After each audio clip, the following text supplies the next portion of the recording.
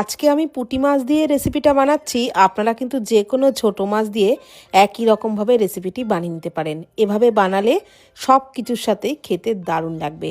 তো পুঁটি মাছের মধ্যে পরিমাণ মতো লবণ, হলুদ গুঁড়ো, হাফ চামচ মতো কাঁচা লঙ্কা বাটা আর 2 চামচ কাঁচা সর্ষের তেল দিয়ে খুব ভালো করে সমস্ত কিছু মাখিয়ে নিচ্ছি।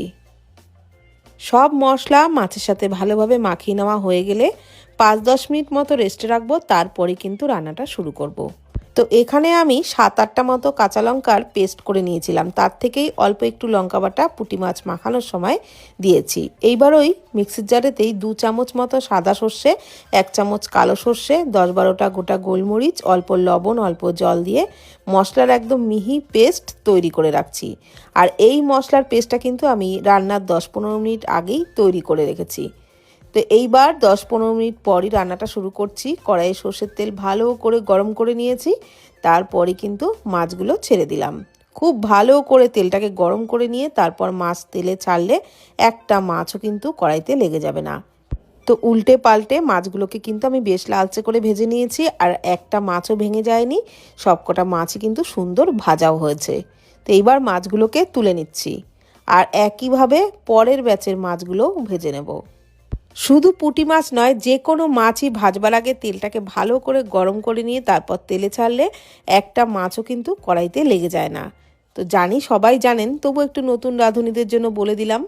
আর পরের ব্যাচের মাছগুলো ভাজা হতে হতে একটা মশলা বানিয়ে নিচ্ছি। হাফ চামচ করে হলুদ গুঁড়ো, কাশ্মীরি লঙ্কার গুঁড়ো আর হাফ চামচ জিরে গুঁড়ো, 1 টেবিল চামচ কাঁচা সর্ষের তেল অল্প জল দিয়ে গুলে রাখছি।